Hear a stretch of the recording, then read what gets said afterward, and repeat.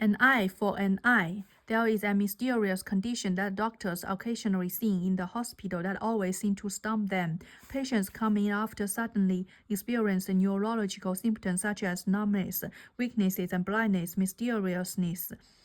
Yet the symptoms are all too clear. It's almost as if the patients were faking it.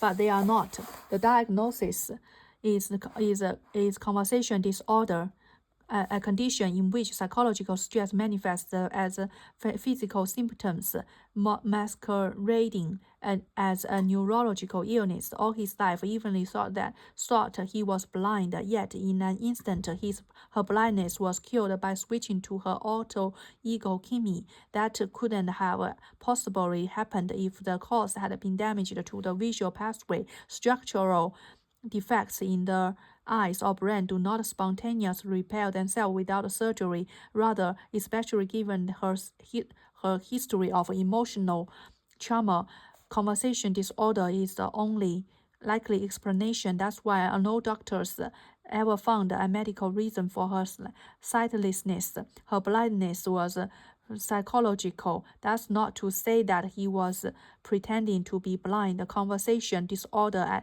is different from syndrome, in which people intentionally feign symptoms. People with conversion disorder aren't faking anything. The conversion from psychological distress to physical symptoms occurs unconsciously. How does the conversion happen? No one knows exactly how, but researchers in London try to answer that question by imaging the brain.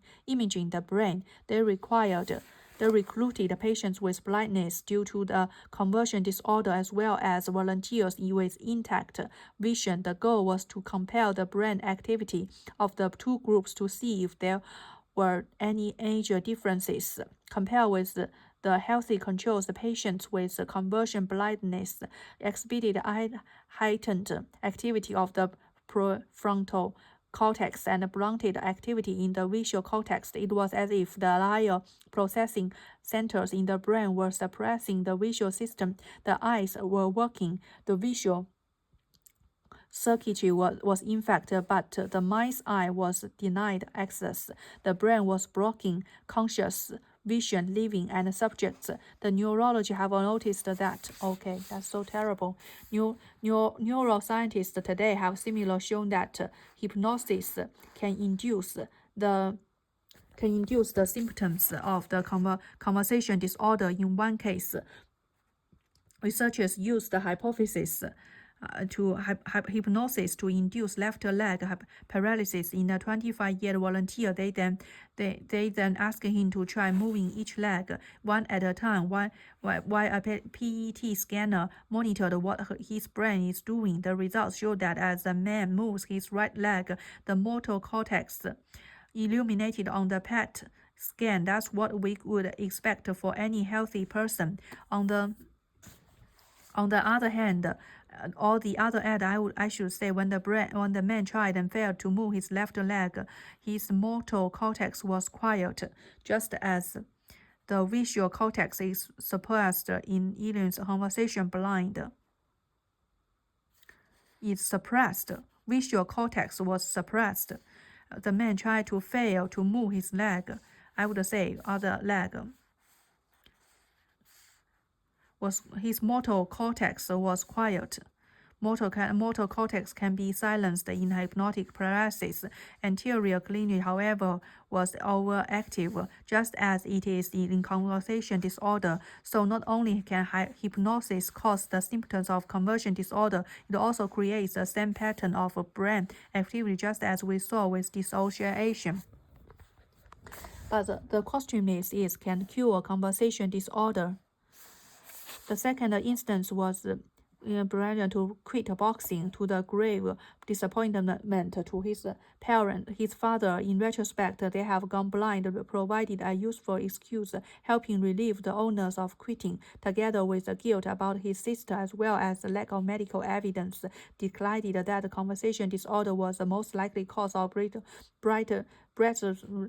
blindness. He was referred to a psychologist for treatment. After only a few sessions, vision was restored. Cured his blindness as it just for Evelyn. Oh, okay. Evelyn's blindness was a result. Evelyn's blindness was a result of conversion disorder caused by years of emotional trauma. His multiple personality emerged from the sad history of abuse. As her alter egos shifted, so did his vision. She did a unique visual acuity for each identity, an eye an eye for every eye, and granted her examiner access to everything. It allowed her to elicit each of her identities, break down the barriers between them, and cure her conversation blindness. Isn't the only one to have the two diagnoses simultaneously. People with disorder, dissociative identity disorder, often have a component of conversation disorder because the two conditions arise from the same cause. When it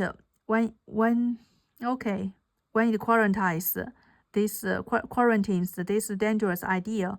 So I just his auto shifted so as his vision. So then his ego shifted so did his vision. So it doesn't mean that the witnesses also see the things that they want to see, right? Every people is like that.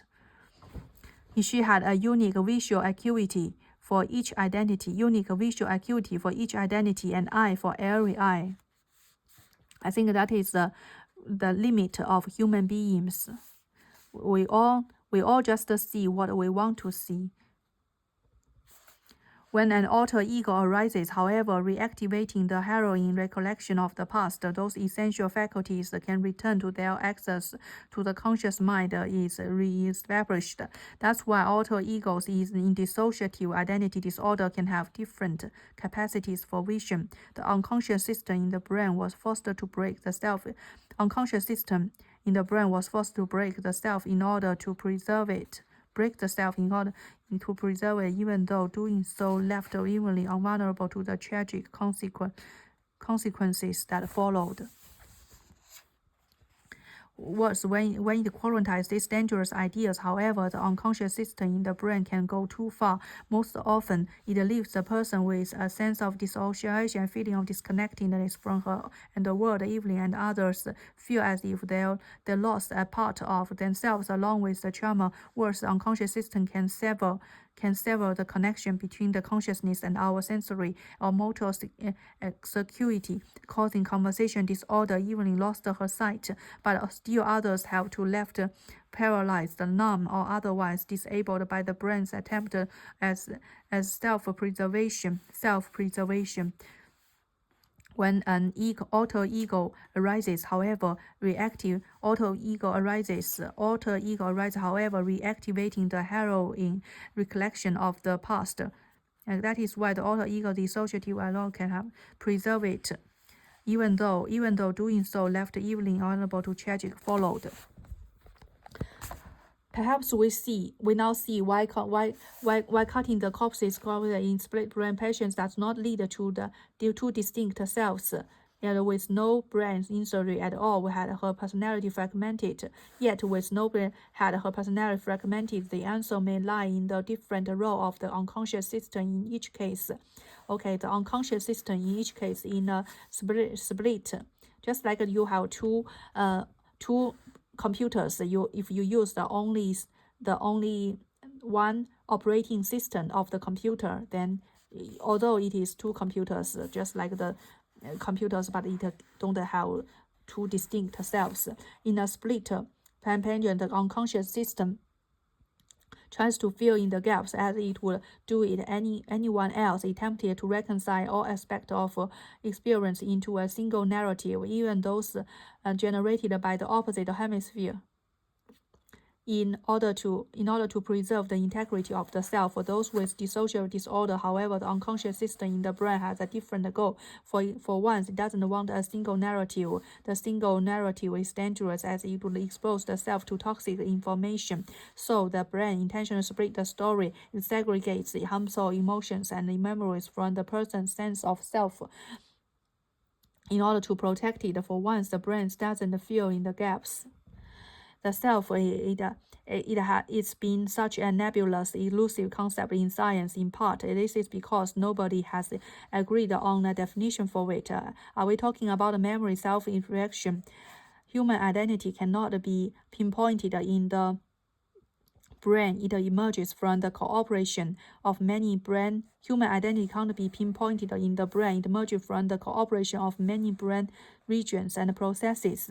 These processes can be broadly divided into two systems.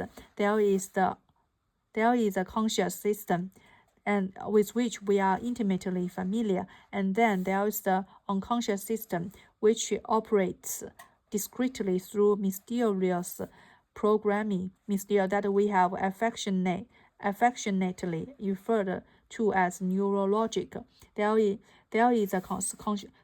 a conscious system with which we are intimately familiar, and then there is unconscious system which operates discretely through mysterious programming that we have referred to neurologic.